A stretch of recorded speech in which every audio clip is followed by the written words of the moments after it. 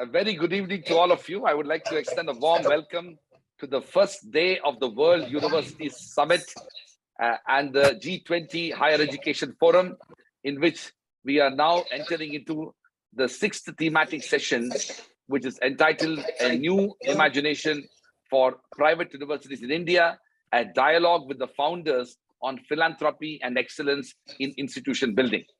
We are indeed very fortunate that we have the founders of some of the leading private universities in India, all of whom have consented to be part of what promises to be an exciting panel. Let me begin by introducing this panel and then briefly the introduction of the speakers itself. Some of the big debates that we are going to discuss in this panel is about the very idea of a private university, how it has grown, evolved, reimagined, and its contemporary evolution has impacted the world of higher education in India and beyond. Let me also say that a less known data point is in relation to the fact that today India has over 70% of its higher education institutions which are in the private sector. Over 70% of students in India are studying in private higher education institutions.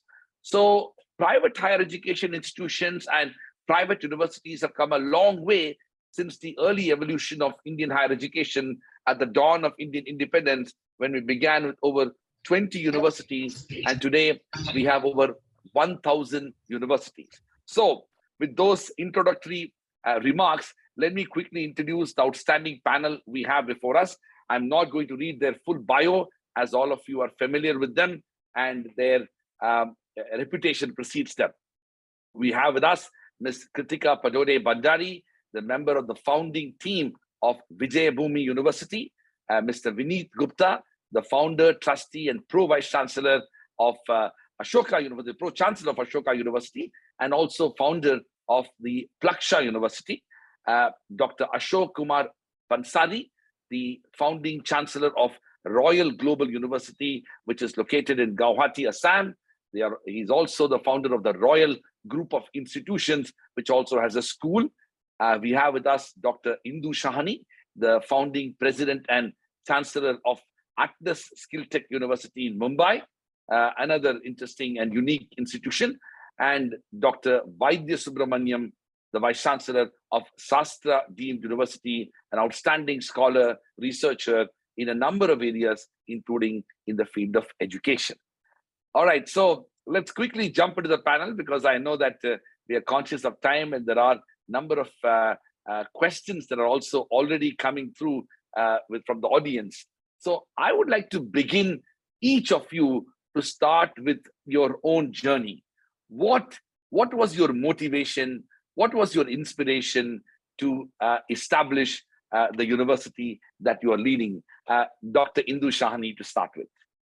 It's a pleasure meeting all of you today here, and very interesting to see that each of our universities has had a great trajectory and the way all these universities have started.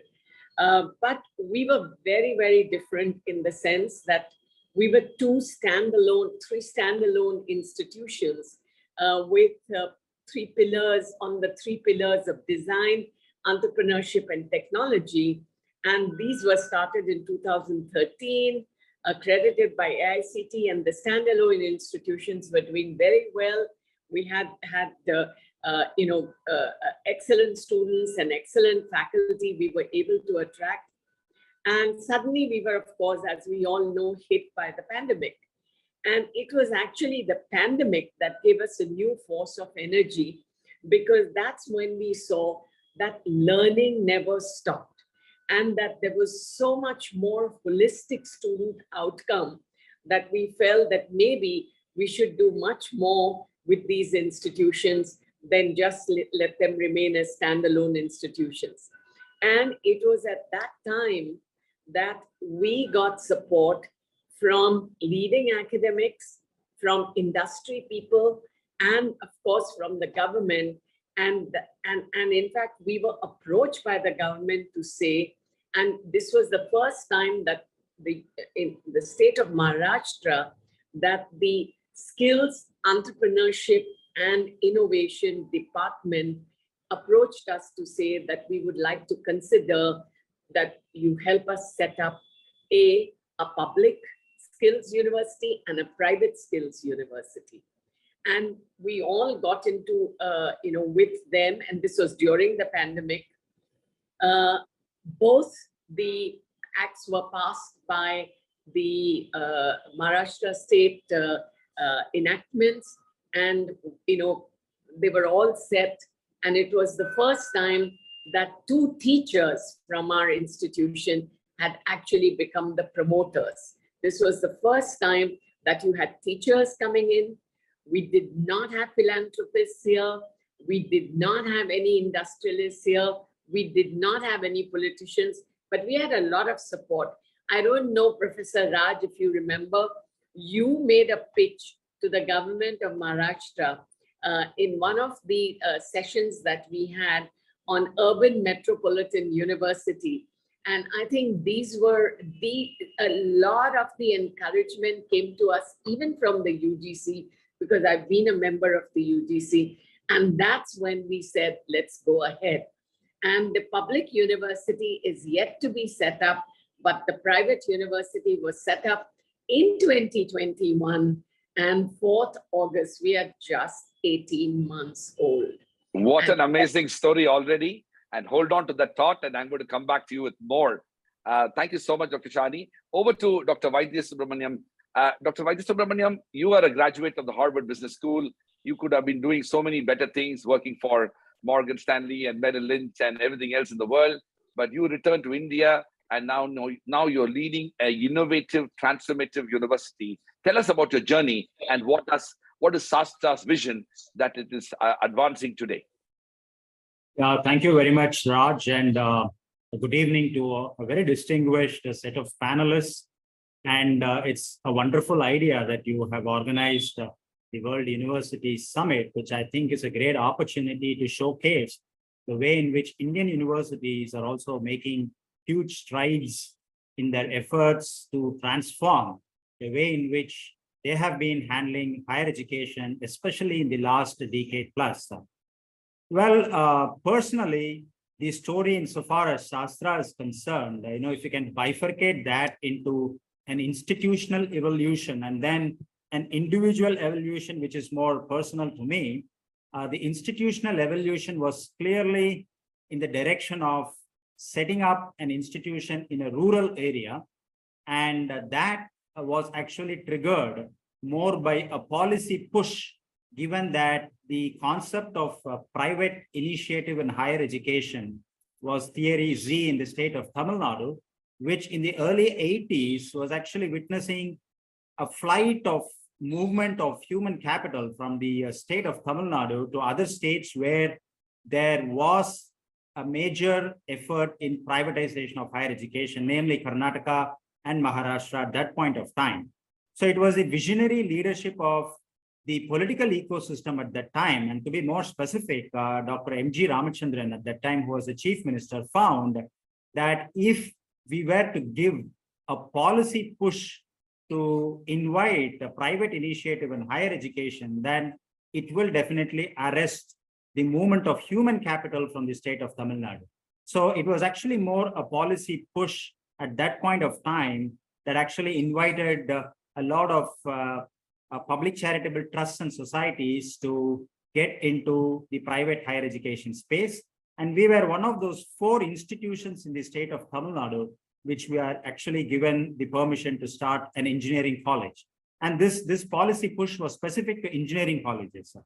So we started an engineering college, and we took a conscious decision that we will stay away from the buzz of the metro and stay in rural, but at the same time set an example to other institutions on how to build a world-class institution, or if not world-class, given the fact that everybody claims that they are world-class and they know very little about what a world-class university is, but at least high-quality higher education in a rural area is possible. And then we began as an engineering college affiliated to a university, then became a postgraduate center, autonomous institution, and deemed university in 2001. And our deemed university status was after we underwent the rigor of a deemed university status that it used to be in the early 2000s and not what it is now.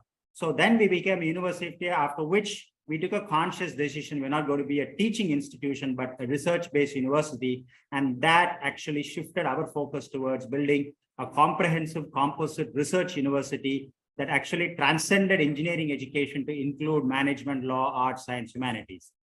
On my personal front, I've always believed that, the owner-led institutions are always capable of doing better than owner-less institutions. And that is why I thumb the desk and say, though I belong to the founder family, I was not a trespasser into this. I did not just take the leadership role because I happened to be from the founder's family.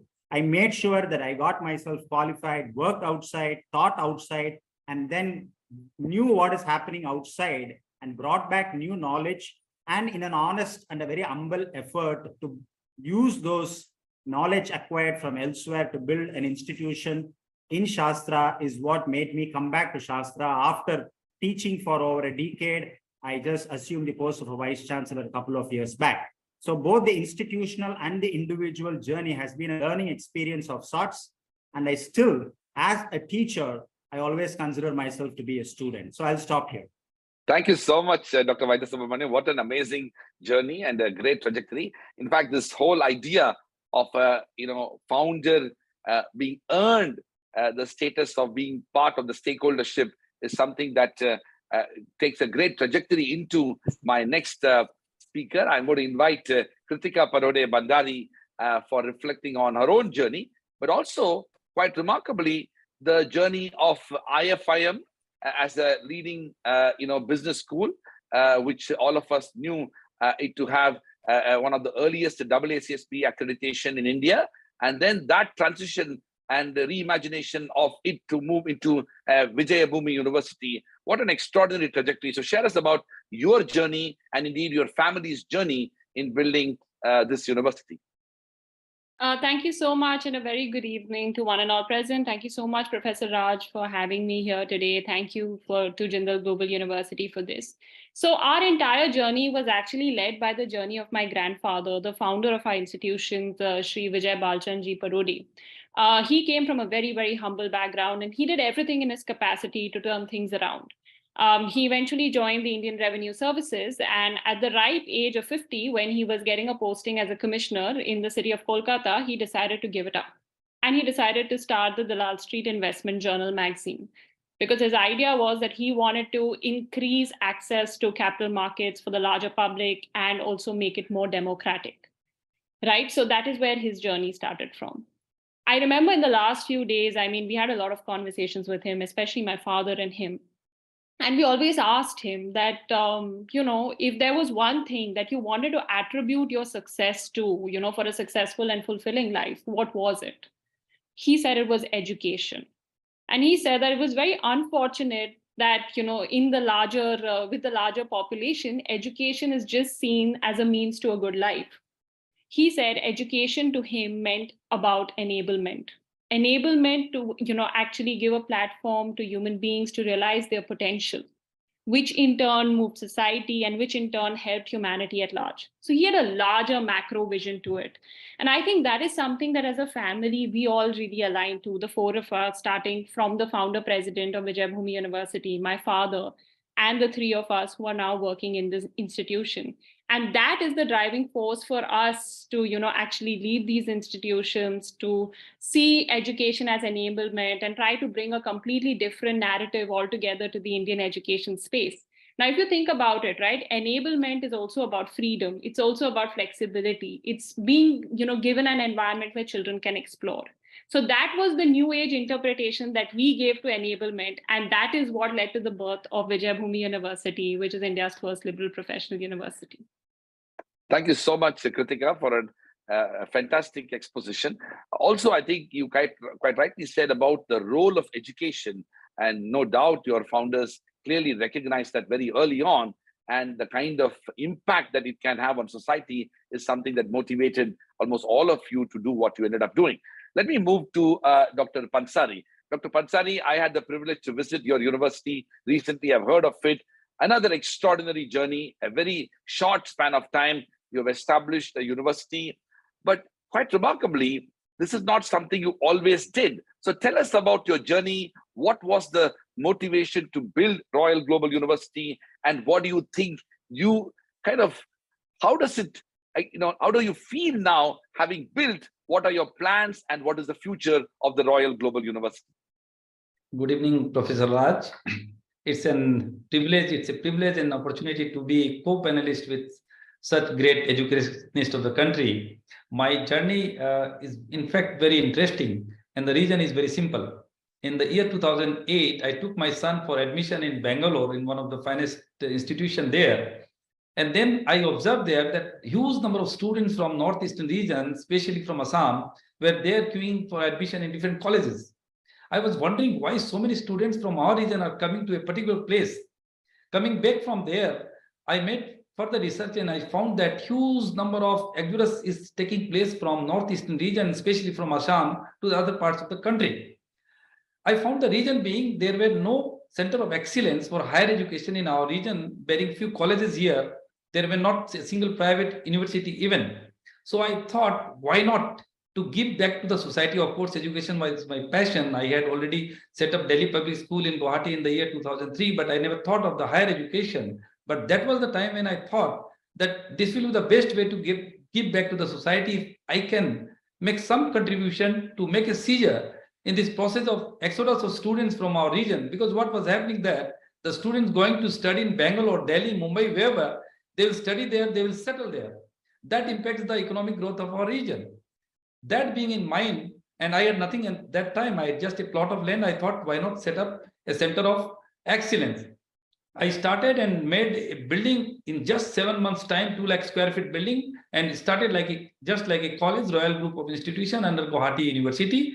We had a good beginning with 400 plus students with engineering, MBA, BBA, these kind of courses. I never thought that it's going to be in today's shape. So the reason was a very simple, humble, and pious, that to stop the exodus of the student from our region. Of course, my passion was very, very much there in education. And that time I never thought, I just thought that institution means teaching, learning process to produce employable human being and to produce some entrepreneur who can be the part of the growth engine of this region. But gradually I found interest, and gradually with the help of the well-wishers, and I took huge amount of bank loan and whatever investment I have possible, I went on. And today I have a campus. And in the year, of course, 2009, I started that Royal Group of Institution. And in 2012, I started a K-12 school in the name of Royal Global School. The kind of response which we got, immense demand of the school and the college.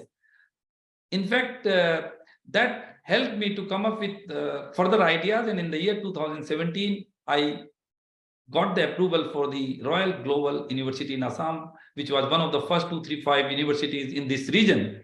And then we came to know that it's not the teaching learning process that's going to make this institution one of the greatest in the region, and one of the finest in the country. And then we started giving thrust on research and not many things.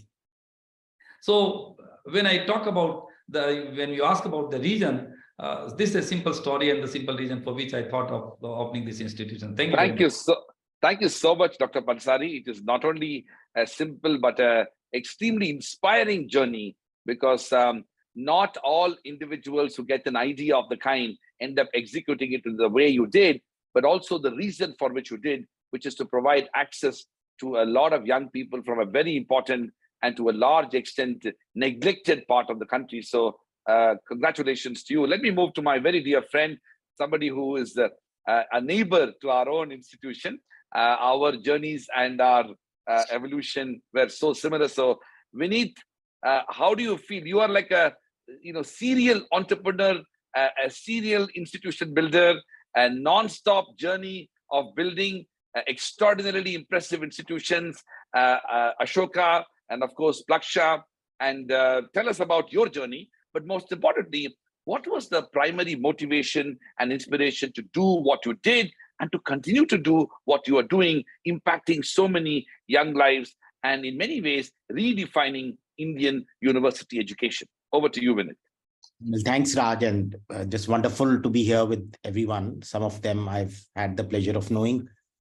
So, to tell you about my motivation, if you know, I run a test prep company. That's my day job. That's what pays the bills. So we coach students on exams such as GMAT, GRE, SAT. And I think way back in 2004-5, I used to find that many bright students from India used to be admitted to some great American universities like a UC Berkeley or Wisconsin Madison. And I would find that the same students would struggle to find a place in Delhi University because the percentages are crazy, as you know, with 97, 98. I think below 95, probably you don't get anything. And I used to wonder that somewhere we're letting our students down. You know, forget the bright students, even for our, forget the mediocre students, even for the bright students, we don't seem to have a great university education. You know, we have some great colleges, but not many, and they're so competitive, whether the IITs or the DU colleges. And so I started to think, what does it take to create a high quality university? As you know, Ashoka is a collective effort, and we started to have conversations, and soon a group of 4 people got together, and you know all of them, so I won't repeat their names, Raj. And we started to think how to set up a university. The same time, Haryana was coming up with this private, and you have been the pioneer. You were the first one to sort of take the private university war right in the government's camp. So, and I remember many meetings with you when you used to tell us what to do and what not to do. So we got down that path. It's a collective effort. None of us probably had any capital to put a university of this kind.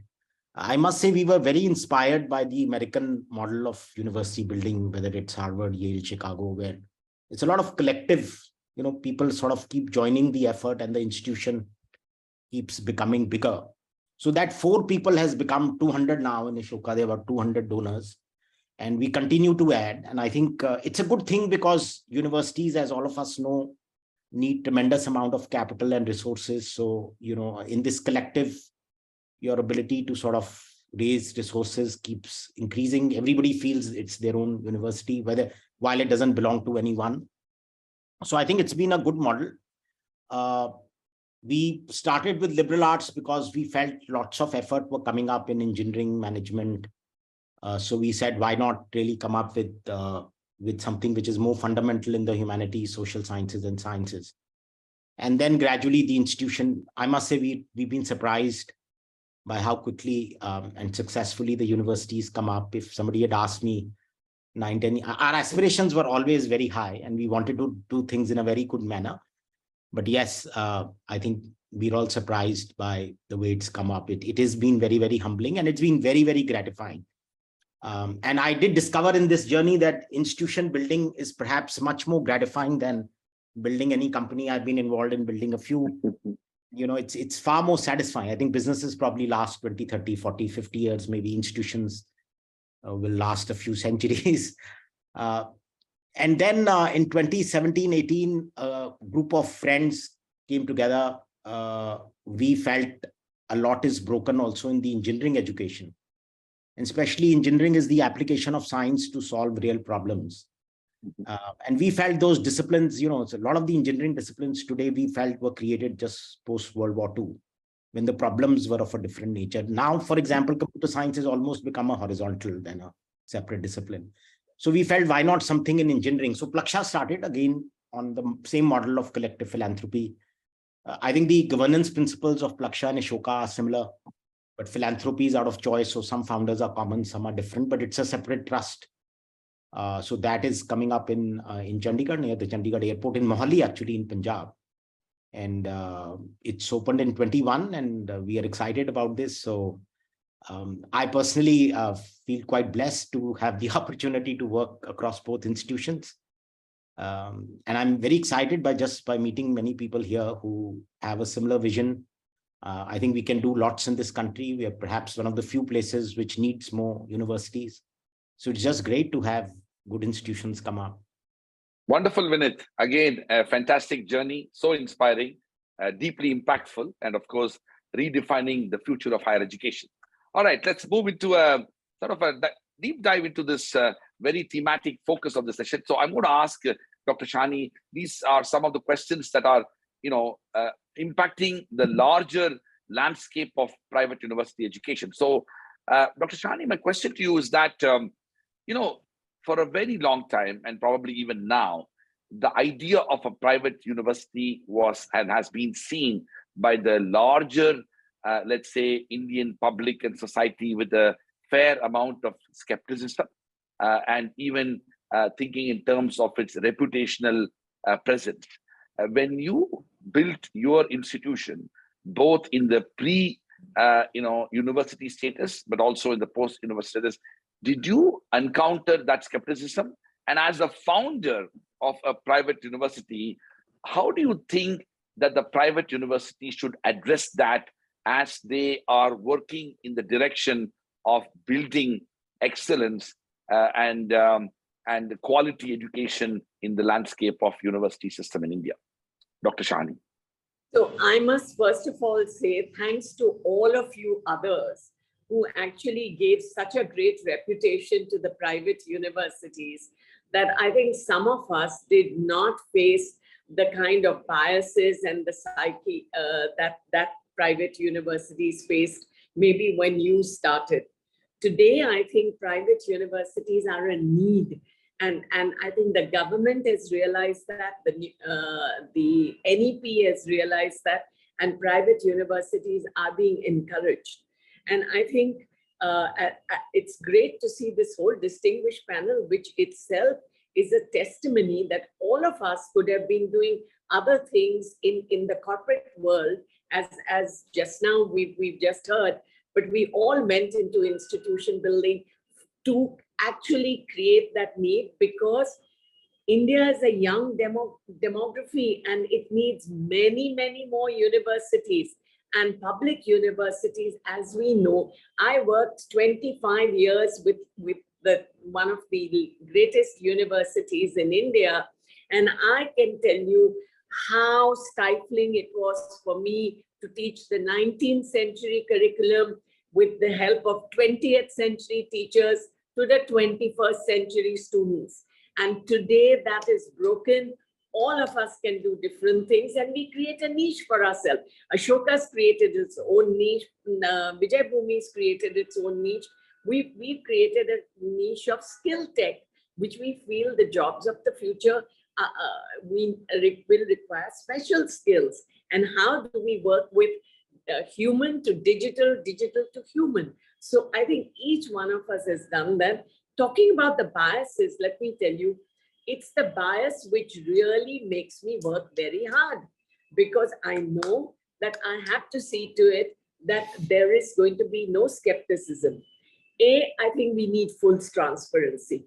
Some of us promoters have fortunately not been from the political reins, though they have all also done very well. So I think the complete transparency is there.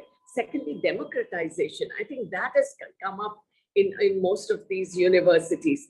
And I think more important than that, we are now doing research, as the earlier speakers have said, that they are very research intensive. Some of us are working towards research, which is applied research, because we want to work in those areas. So I think private universities give us the autonomy to do that. And there will be more and more coming up. I can tell you that. And thanks to all of you. Thank you, Dr. Sahani. Thank you, Dr. Sahani, for those very valuable remarks. Let me move to Dr. Vaidhyasubramaniam. Dr. Subramaniam, you have been at the vanguard of pursuing research and writing and scholarship on a number of issues relating to higher education and including private higher education. One of the things that has always concerned me is that even though the private university ecosystem is growing and expanding, and I gave you the numbers early on, somehow most of us end up feeling that the overall environment in which we are functioning doesn't adequately recognize us as equal partners in the endeavor to pursue education. You have elsewhere argued about the fact that in all government bodies, including regulatory bodies, assessment bodies, there should be equal representation of private universities. While that may or may not happen, my question to you is that what is the alchemy of that situation? Why have we been so reluctant despite so much of impact in relation to it? And most importantly, the overall abdication of the state when it comes to putting in resources for establishing public institutions is essentially the reason why private higher education has grown. So this is not something that the private universities have themselves occupied that space. That space was left vacant. In that context, don't you think private universities need to be given a larger recognition, space, credibility, even legitimacy for its functioning? Yeah, you are very true. And let me just pick from where you left. So if we need to be provided that space along with a legitimacy, then there has to be the broader recognition of the fact that in today's scheme of things, private institutions are also here for discharging a larger public good. Given the fact both health and education are the twin pillars of the social infrastructure of our country, as much as health is being accepted when it comes to the private space because they are life-saving, education in the private space should also be equally accepted because it is knowledge creation. So when we move towards recognizing the fact that education is not just about granting degrees, but then being a larger participant in the knowledge economy, then the borders between public and private will gradually disappear, given the fact that both public and private are engaged in creating new knowledge. Now, when it comes to creating new knowledge, of course, we have been hearing a lot about inclusivity, affordability, accessibility, and all of that. Another ET is capacity. Now, the capacity that is required to build quality institutions is huge. Let me just give you one data point. Just the end of 2022 financial year, the top line of the top 3 universities in the world, none of which is in Asia, is closely around $16 billion. And then the top 3 in Asia, none of which is in India, is closely around $4 billion. Now, that's the top line. That doesn't mean that private institutions have to enrich their top line. But incidentally, all these universities in the top 3, except for University of Tokyo, they are private universities. That there is a policy enabling mechanism in all of these North American or some of the Asiatic or European or Asia Pac that enables university to build a very robust, I'm not saying not for profit, but they have looked at education as a not for loss enterprise. Now, that space can be provided if we begin to think of education being a not for loss enterprise, because it generates a lot of social alpha. As much as corporates are measured by the beta that they are used to measure, the social alpha that private institutions are generating, time has now come to not only qualify it, but also quantify it and giving them additional space, as rightly identified by the Parliamentary Standing Committee of 2022 on education, that it is no longer about sustainability, it is about generating capacity. So we have to move from sustainability, which we have stood for these long years. We have stood the tough times and demonstrated that private institutions can do well despite tough times.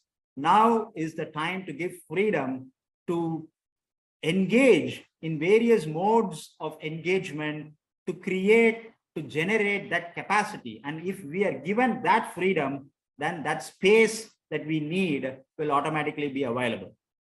Great. Thank you so much, Dr. Vaidhyasubramaniam, for those fascinating remarks and comments. Let me move to Kritika. Kritika, you belong to a generation which essentially is making those informed choices to decide which institution you will study. Now, from that standpoint, as you are far more closely connected to that generation, I'm going to ask you a question about what are the aspirations of those young people? There was a point of time when we had gone to college, and I'm sure the founders can also speak, the idea of this large, great Indian public university is the imagination, and public sector and public imagination, be it the IITs, the IIMs, the Delhi universities, the central universities, the state public universities, those were the institutions to aspire for. Now, today, as we look at young people, what is the criteria they end up thinking when they are making those choices? And in that context, how do private universities have a responsibility to essentially what Vaidya said, which is to contribute to the public good, because we are exercising essentially a public function, albeit we are private universities. Over to you, Kritika. Thank you so much. So actually, first, I want to take the question slightly back to what we were discussing. So I think this is something that, all of us who do outreach can resonate with. I mean, especially when we are interacting with students and parents, there is this skepticism that we have to face when it comes to private universities. So I'm glad we're talking about this here, because there's this blanket statement that, surrounds private universities that we are exploitative in nature. And I wholly disagree with it. And I think not only about universities today, let's talk about the private universities earlier as well. So just giving you some figures and some food for thought to think about, right? 70% of higher education in India is carried out by private university. The entire US economy of IT and ITES is supported by so many engineers who are actually graduates of private universities in India. The case in point being Mr. Satya Nadella, who's a graduate of the Manipal Institute of Technology. If we go back and we see any of the VC or the unicorns, systems, the ecosystems, you will go back and see that it's run by so many people who are alumni of the of BITS Pilani. There's so many people who are alumni of private business schools such as MDI, IMT, Ford School of Management, JAXOM, etc. So clearly, I think, private universities have created a positive impact when it comes to the Indian economy. More importantly, I think today we need to focus on the good and forget the bad. Honestly, the bad will die its own death. We just need to continue doing what we are, have a clean intent, have a strong will to create transformative educational institutions. And I think our job is done there. Let's not forget, creating educational institutions, getting recognition, getting accreditation, these are slow processes. It took the United States 150 years plus to create this robust education system. So clearly, we need to give ourselves a little bit of time for us to also excel and leave a mark globally in the space of Indian higher education. Now, coming back to the question of what does the student, of today want? So let's understand, we are a young nation, right? We have had 3 generations right now that have, been in independent India in a democratic setup. The first generation was dealing with the entire hangover of the imperialist Raj. The second generation was laying the building blocks of the economy and creating an enabling environment. And now you have the third generation that has come in. What does this third generation want today? They no longer are thinking on the lines of the earlier generation of roti, kapda, makan, the conventional dreams. These are individuals who want to discover themselves. They want to discover their passion. They want to self-discover themselves at educational institutions. That is their ask from an educational institution, an enabling environment where they're given the freedom to explore between different disciplines, where they can, try different things, explore and mix and match different kind of learning pathways, an environment where they are not, constantly being told what to do. And I think that is the ask that today's generation has, that they no longer want an iron hand on top of them telling them what to be done. They are just saying, let us have an educational institution where we are really at the center of the entire ecosystem. It is a learner-centric educational institution where a student can make the choices of what they want to do, discover for themselves that what is it that they want to do with their life. these kids have a very large age expectancy. They are preparing themselves for a lifetime where they're going to be probably having multiple careers. So the way that we look at education has to be very different from how we looked at it earlier. I will put a pause there because I know I have said a lot of things which might not fit the traditional sort of setup, but over to you, Professor Raj. Oh, thank you so much, Kritika. Those are very thoughtful remarks indeed, and we will come back to it in a minute. Over to you, Dr. Pansari. Dr. Pansari, one of the things that the private universities face is that it is said that the disciplines that end up getting neglected, such as humanities and social sciences, happen to be the larger focus of public universities, and private universities end up focusing on STEM areas because, quote unquote, they are far more lucrative. The link between the education and jobs are more obvious. And of course, they are more better income generating and the return on investment is higher. In some ways, my question to you is that, do you think that this sort of overall framework that has impacted the evolution of Indian higher education between public and private has also affected the ability of private universities to earn that reputation that is critical for it to be seen from the eyes of the students? Can you kindly repeat the question? No, my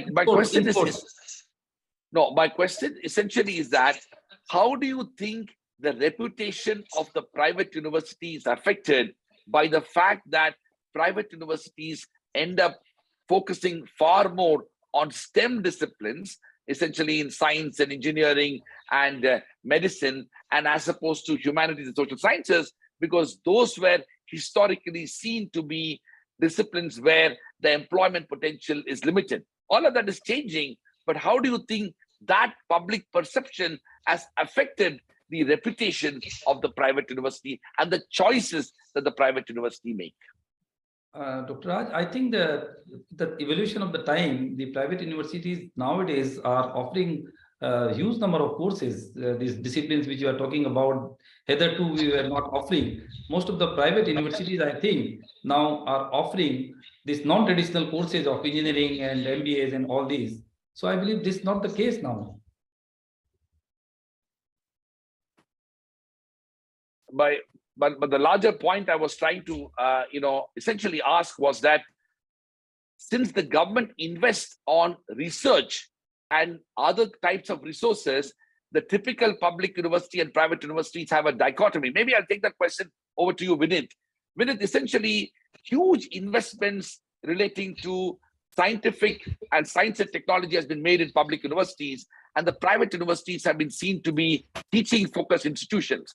Now, if private universities have to really develop its reputation, it should come out of the comfort zone in not only offering courses that are seen to be, having a greater return on investment, but also to get into areas where it may not be in the same way it is seen from the people's standpoint. And definitely research is one such area.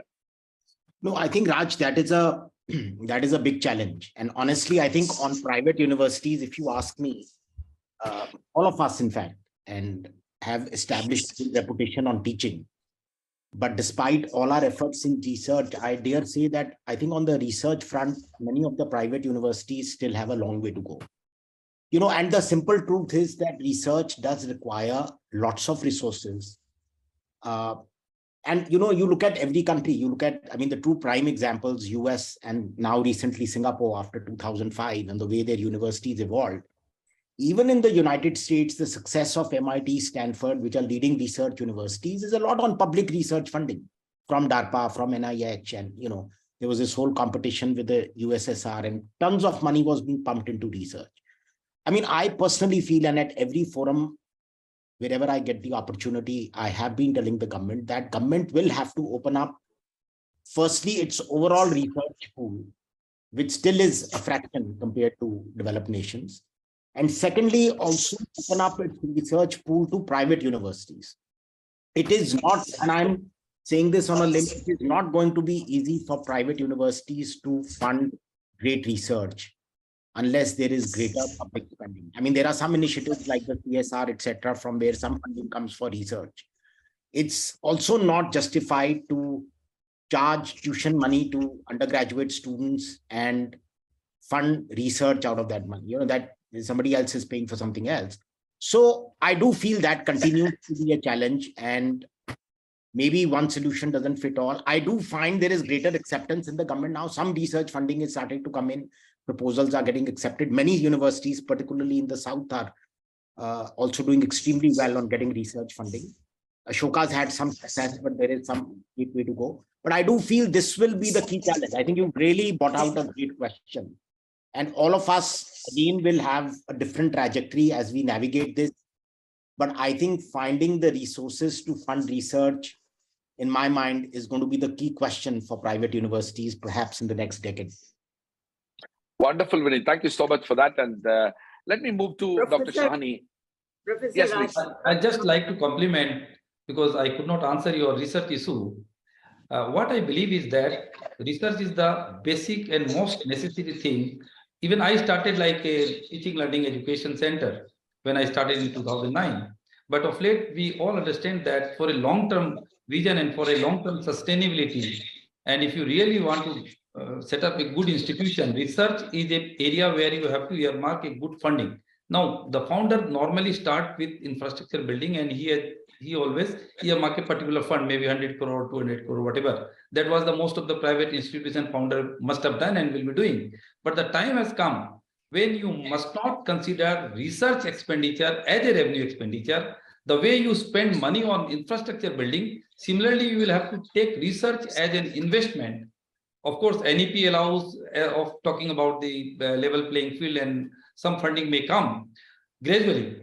But at the moment, what I understand is that all the private universities must understand that without research investment, they are not going to sustain in the long term. So they should have a good amount of fund of theirs, whether it comes from the founders or whether it comes in whatever form, they should have earmarked good amount of money for the research.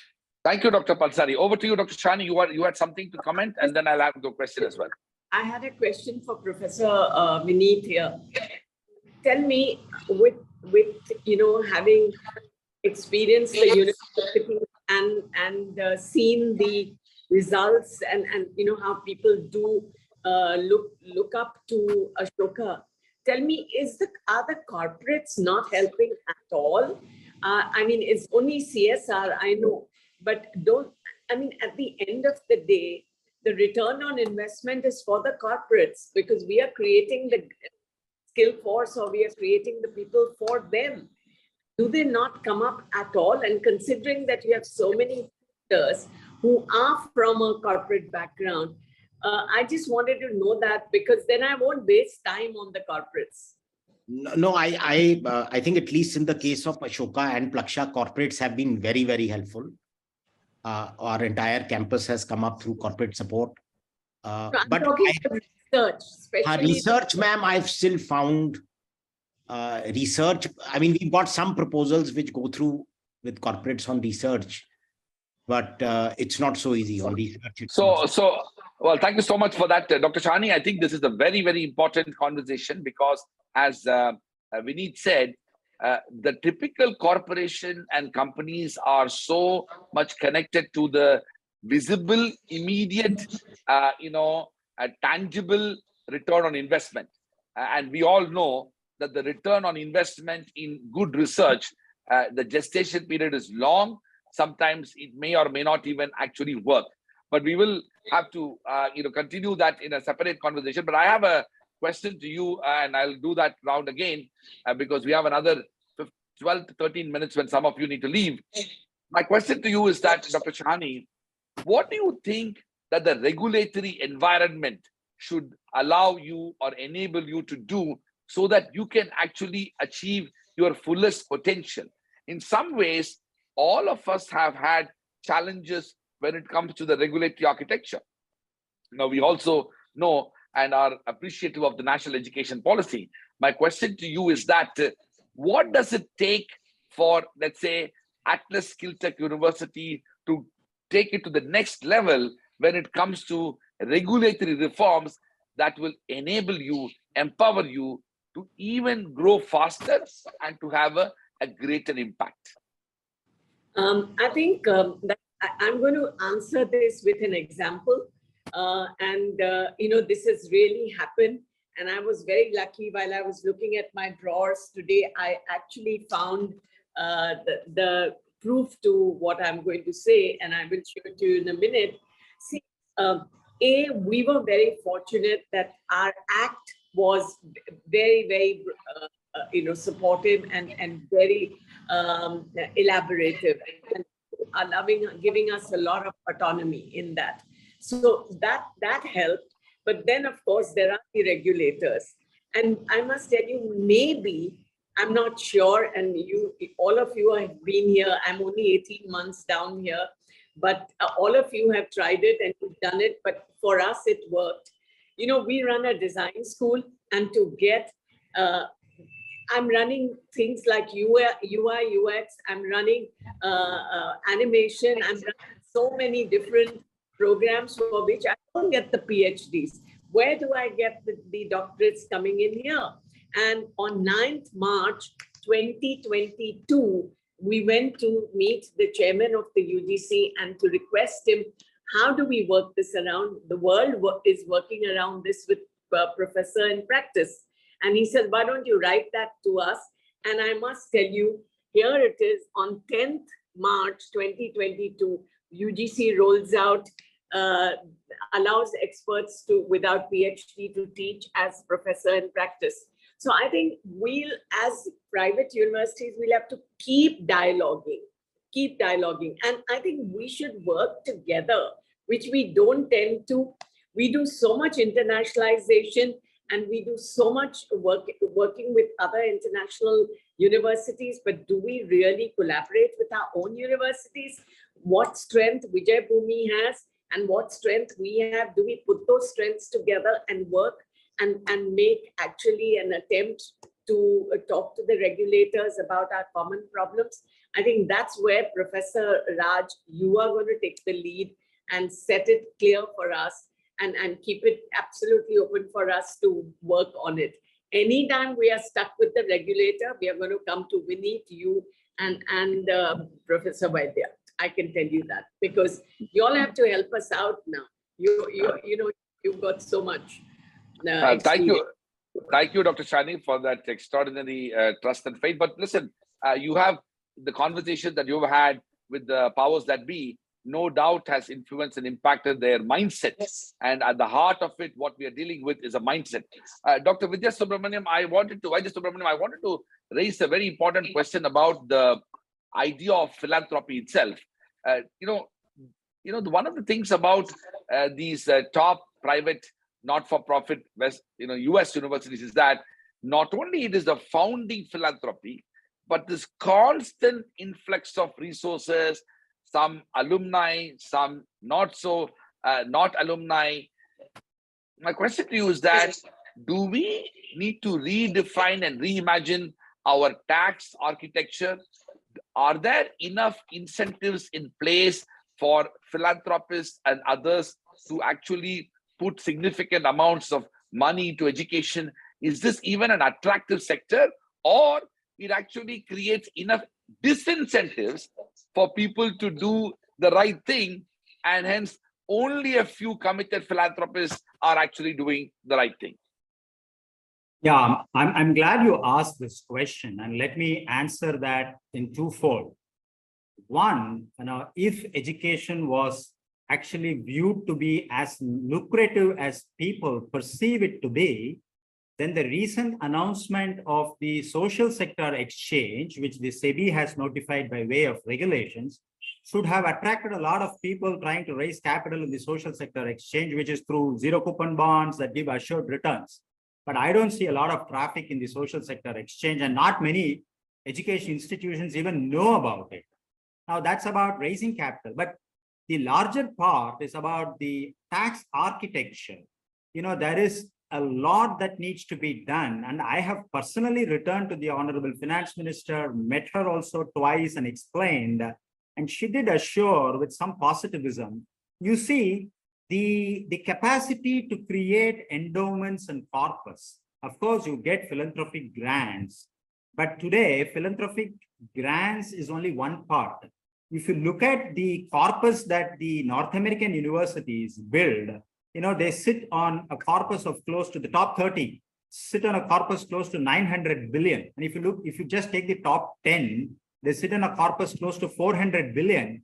And during the COVID, most of the universities didn't even have to rely on the tuition fee income, just on the endowment income, which a median return in the last 20 years was 30%, which is more than the union budget allocation to education in India. They were able to survive.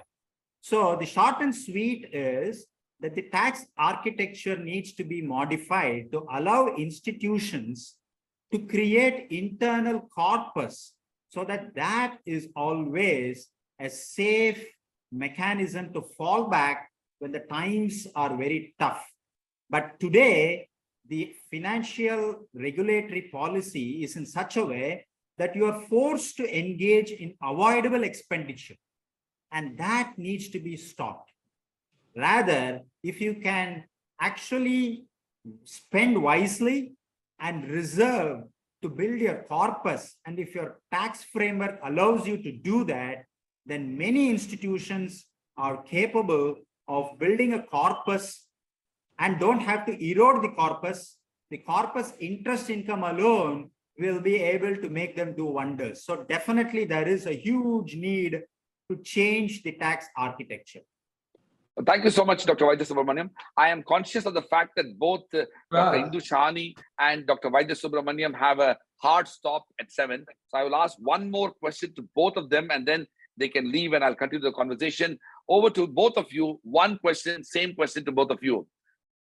Were there moments in your journey that you felt that this is not worth it, this is too much of headache, too much of hassle, too much of harassment, we could do something better than what we are doing? Were there those moments? And during those dark moments, what made you to stay on and stay put to continue a journey? Dr. Indu Sahani first. Definitely, there were dark moments in the pandemic, finding a space right in the campus within corporates, because we were going to be a vertical university. And this was the first time that the Maharashtra government was allowing a vertical university. And where do we find the space? Also, definitely funding was something that was not available, and not at a short time like this. But I think the only thing I can say over here is that a teacher is very fortunate as long as she and he has students. I think it was the smiles and the inspiration of my students which kept me going. And it was one of my students whom I had taught 30 years back, who came across, joined hands with me to help me out and build this university. So I would say that we are very, very fortunate that the smiles of the students will always be with us. Thank you, Dr. Sahani. Over to you, Dr. Vaidhyasubramaniam. Yeah, you see, I know that we are engaging in a profession that is thankless, that is tireless and selfless. So then you shouldn't be a victim of these 3 lessons and get away from this profession, because you know that every average Indian housewife wants their kids to be better educated than their husband. So there is a demand for education. So you have to be mindful of the fact that if you are out, there is somebody else who will be doing it. So why not you do it yourself? And that recognition makes me feel more and more involved in this profession, though it is less and less and less of those 3 types. But one thing that I've always believed is never ride the popularity wave. Be honest, be transparent, do good in what you're doing. The public will recognize the good that you're doing, because popularity will come with no invitation and it will leave with no farewell also. Well, those are fantastic words. Thank you so much, both Dr. Vaidya and Dr. Sahani. I know if you have to leave, you can leave. I'll come back to you, Dr. Pansari. Kritika, let me get back to you with another important question that has also come from some of our viewers, both in Facebook and YouTube. One of the questions that people are asking is that, does the idea of not-for-profit university system undermines the ability of a private university to grow more? Is it somewhat, because I mean, honestly, if you look at corporations and companies, they are perfectly suited to, maintain quality while investing in resources. I have my own views on this, but I would love to hear your view, especially, does it impact the ability of a private university to make a substantial, impact on the world of education? Thank you so much for the question. I think this is a hotly debated topic, and I definitely think this is a point where the law needs to change. Sorry for making this controversial statement, but yes, coming from the field, I think as a lawyer, it's important this law needs to change. I mean, we need to stop, making it that education is a not-for-profit business. Firstly, it is not a business, but like any other entity, we also need funds. Today, we are talking about improving the quality of research. We are talking about getting, foreign faculty. We are talking about improving our infrastructure, taking Indian education to the next level. Everything requires money. Everything requires funds. So I think we need to be mindful about that. And then there are a couple of just quick remarks I wanted to make on, certain questions that were made. So on the question of research. So I'm an alma mater of actually a government institution, the National Law University, Delhi.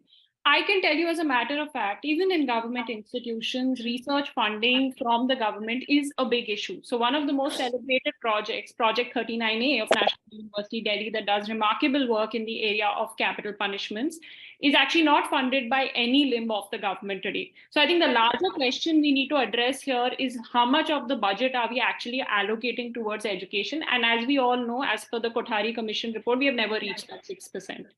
Secondly, on the question coming to how we can engage corporates in, when it comes to research collaborations, I think a good case in point is what we did at Jackson, where we actually identified areas like how Professor Raj said that actually concerned the corporate companies. And then we got our faculty and our students to work on it. And that became a very good mechanism for our students to get on, on-hand learning in practical scenarios, as well as for us to generate funds for a lot of institutional building and research activities in that area. Regulators, very, very important topic. And I think even Professor Raj would somewhere sympathize with me that especially in universities like ours, where we are offering professional degrees, there are so many different regulators that we deal with. And every regulator has their own set of rules and regulations, which becomes at times an obstacle for institutional building, and especially from bringing in a very progressive and forward-looking and a flexible curriculum. The case in point here being law. I am a lawyer myself. Professor Raj joining us here has done his law as well. I think both of us recognize the fact that in India, there's so much that yet needs to be done in transforming legal education. And that requires a lot of, academics also to be there as part of that regulatory support to be able to, represent the side that we come from today, which may not be happening completely at this point of time. So definitely there is a strong need to unify the regulators as much as possible. Even in the regulators, try to have an equal, I would say, contribution and representation by the different stakeholders in the ecosystem, which is actually not happening today as, the way things are. And lastly, I think coming to the point of philanthropic contribution. So sometimes our conversations only get restricted to seeing philanthropic contributions in the sense of, endowments that we are getting from, corporate sponsors or individual people.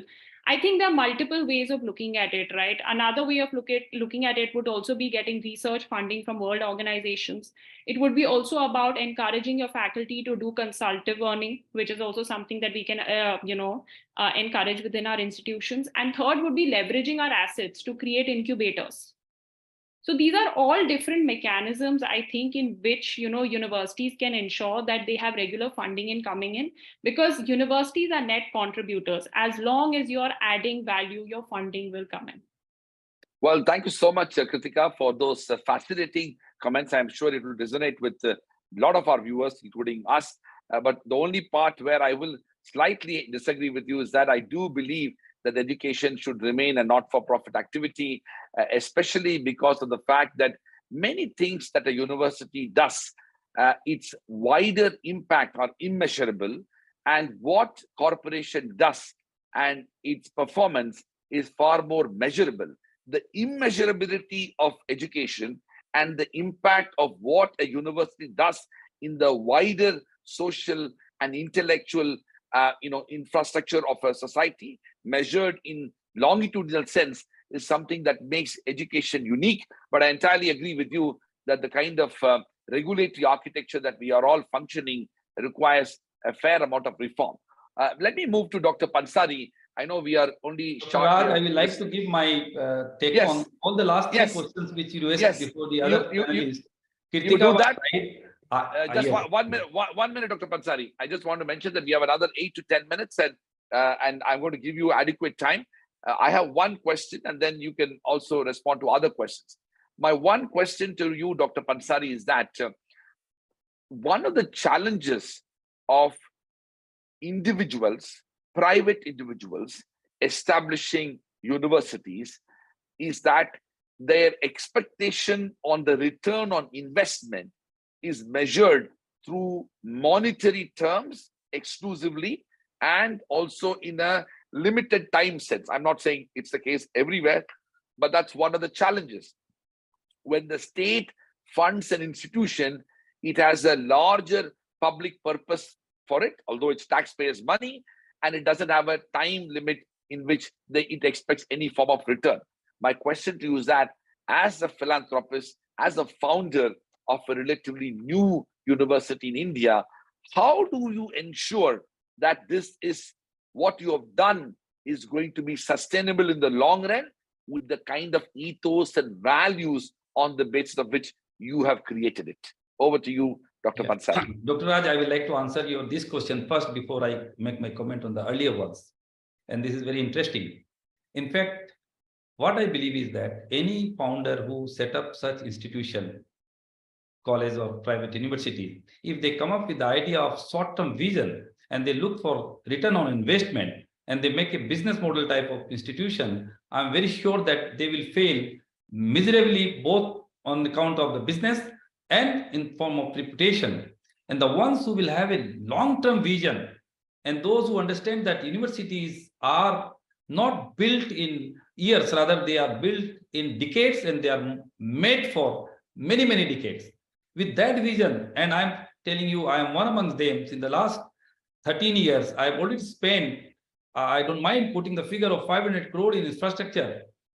But I know that unless we spend more, this is something like a flight. If you board a bus or a car or a taxi, you can deboard anywhere. But once you are in a flight, you must reach to the destination.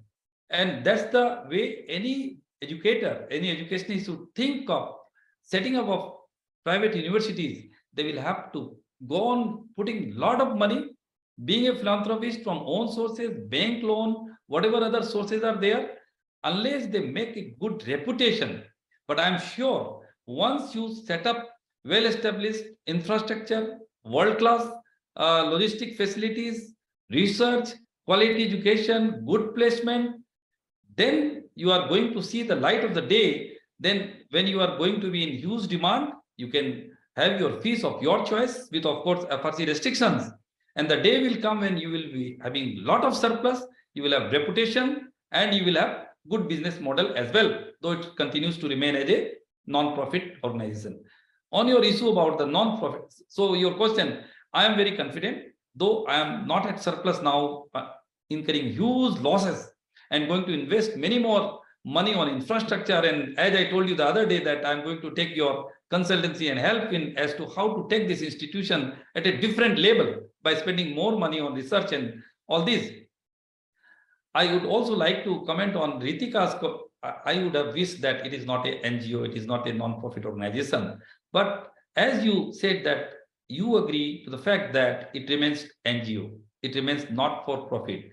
There is one silver lining on this feeling of yours.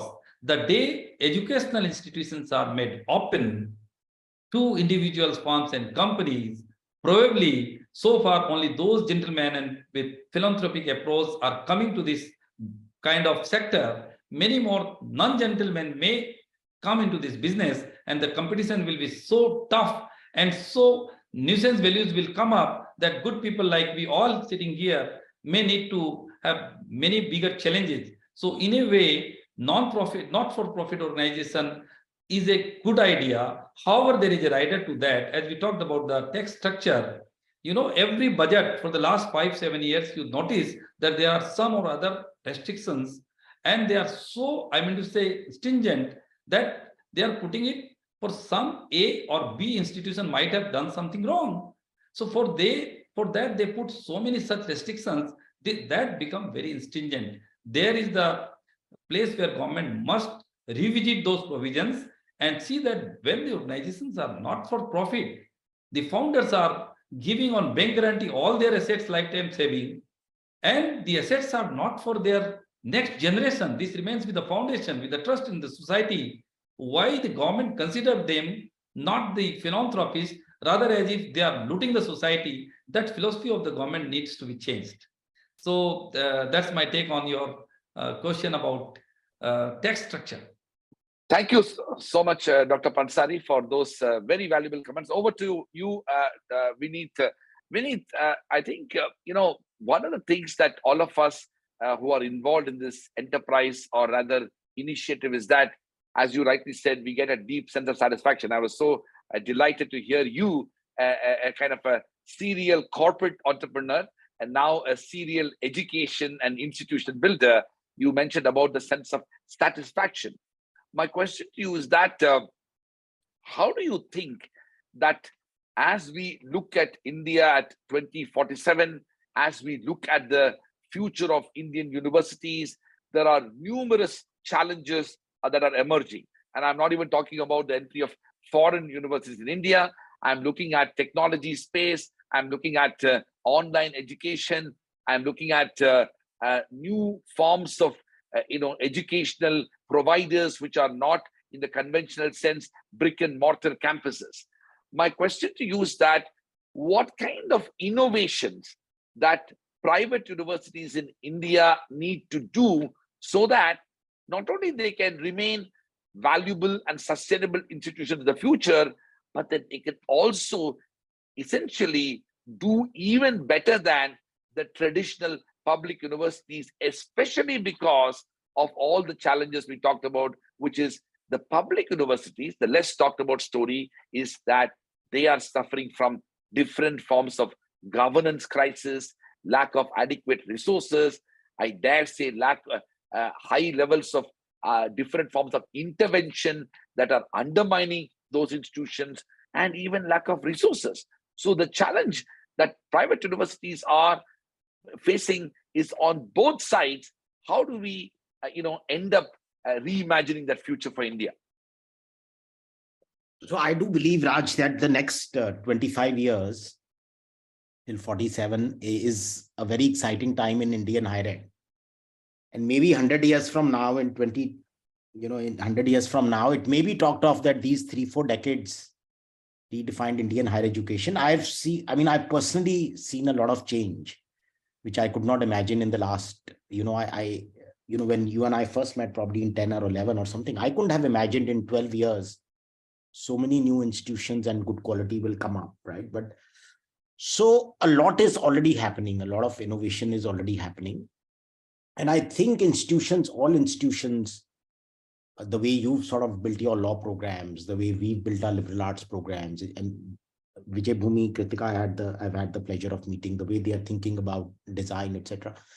So I think fundamentally these institutions are reimagining higher education, not just for India, but in some sense for the world. So there is something fundamental going on, and always new things. The exciting opportunity I feel in India is that world over, enrollment rates are declining. In the West, enrollment rates are declining. The opportunity to create new institutions and hence new innovation, which was your question, is a distinct opportunity in India, right? I do feel the government will have to hasten the pace. Now, how can we make it faster? if it has to continue to be in the not-for-profit sector, government will have to give many incentives. How do you incentives on land, incentives on taxation, incentives on FCRA? You know, in FCRA today, universities are clubbed with any other not-for-profit, right? So you have to look at on donations and grants that you spoke of. You know, there is huge tax exemptions if you donate to universities in the US. That will dramatically need to change. So if these incentives can be given, I do believe the pace of acceleration can even be doubled or tripled. I think the good part in India is the entrepreneurial zeal, and the demand is so much that people like us will always keep coming up. More and more people will be excited about this sector. So I feel it is a great opportunity. Now, in terms of new innovation, that's a tough one, Raj. It's difficult to imagine what the world is, you know, so much is changing. And honestly, this Chat GPT and now Chat GPT 4 is scary. Right? So I don't want to be, I'm not although I'm an engineer, but I'm not a core technology buff, I may say. So it's difficult to imagine what's going to happen. It sometimes worries me, right? It sometimes worries me that I was speaking to a very senior professor who teaches at Ashoka, teaches at Stanford, is also a tech entrepreneur. And he was telling me yesterday in a dinner that I'm worried about the future of computer science. So there is that thought, you know, with technology really changing so fast and products like ChatGPT coming out, you're fundamentally worried there.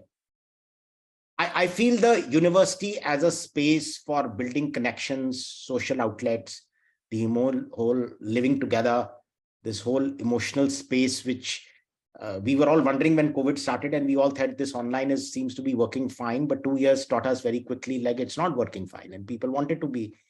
So I think that's not going to change away. How do we redefine those spaces? How do we marry the virtual world and the classroom world? How is technology going to be? I think it's going to become all pervasive, whether it's the way we learn, whether it's the way we art curriculum. I think all those things are going to happen. And I do find fundamentally institutions who are coming up ground up. While I don't know how they will reimagine, but I think institutions which are coming up fundamentally from ground up have a great opportunity to redefine. And I think that's where the opportunity for India is. A demographic advantage where we just have so many people to be educated. And then there is the story of these two Indias where we send 7 lakh people abroad who are spending upwards of $50,000 a year to be educated. There is the other India where people can't even afford 25,000 rupees of Delhi university fee, right? Yes. How are we going to educate them? You know, there is a huge challenge there too. And how does technology sort of help to bridge that gap? So I think, but overall, I'm as an entrepreneur in higher education, I am more excited than ever. But it's a great question. I don't know whether I've been able to answer it in any small measure. You were absolutely fantastic, Vineet. You couldn't have put it better. We're going to have just one last 1 minute response for each one of you. The question is that, what does it take you to do what you're doing now?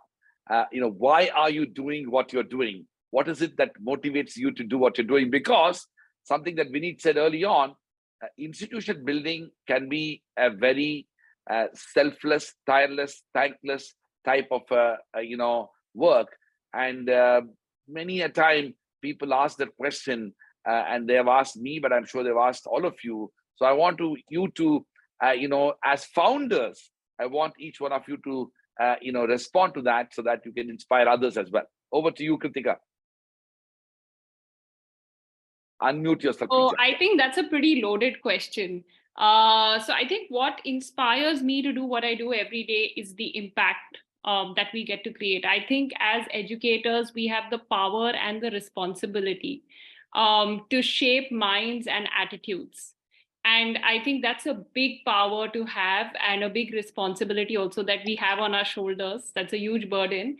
And I think that if we are able to do our job right, we are definitely going to move towards creating a more equal world and a wonderful world for people to live in. So I think that is my inspiration.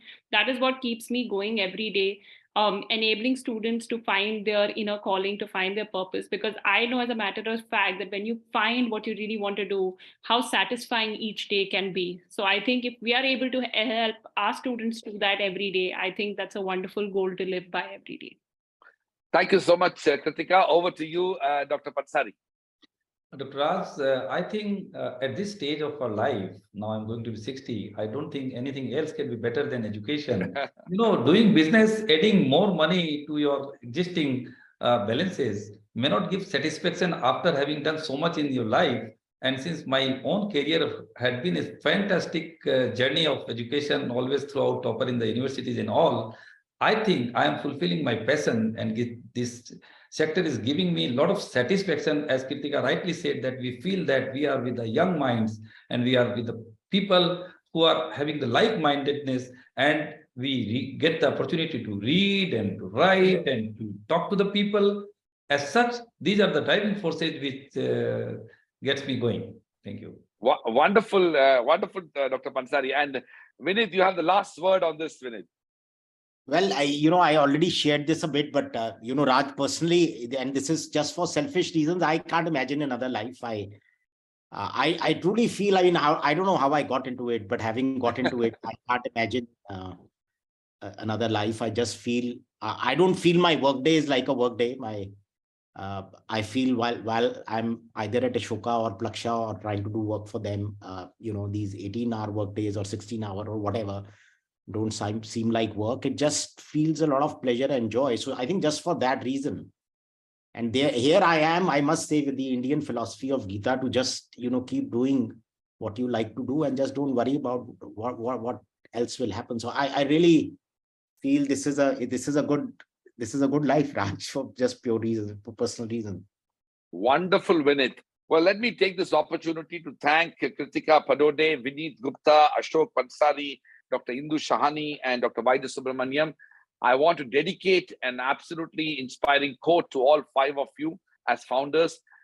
These were the words of Paulo Coelho when he said, and I quote, "Remember your dreams and fight for them. You must know what you want from life.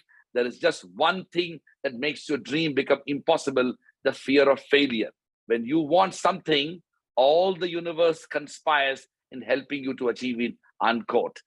This particular quote of Paulo Coelho epitomizes each one of your life. You are truly extraordinarily inspiring founders who have contributed to institution building. Your contribution to the wider impact of Indian society and also global society is immeasurable. And I want to take this opportunity to thank you for accepting our invitation and to be part of this panel discussion. This session has ended. We will have a short break, and I invite all others who are watching in Facebook and YouTube to join us on the next session, which is entitled "Paving the Way Forward: Strategic Collaboration Among the Universities in the Post-Pandemic Era." We will have the president of Seattle University from United States, Professor Eduardo Penalver. We'll have Professor Mark Schmidt, the Vice Chancellor and President of the University of Southampton, Professor Bettina Kuzumarov, who is the Associate Vice President International of Carleton University in Canada, Professor Ian Rowlands, Associate Vice President International of the University of Waterloo in Canada, and will be moderated by my own colleague, Professor Kishalay Bhattacharjee, who is the Dean of the Jindal School of Journalism and Communication. Thank you very much to all of you, and deeply appreciate your presence. Thank you. Thank you so much, Professor Raj, for moderating the session so well and bringing us all together. Very, very grateful. Thank you. Thank you.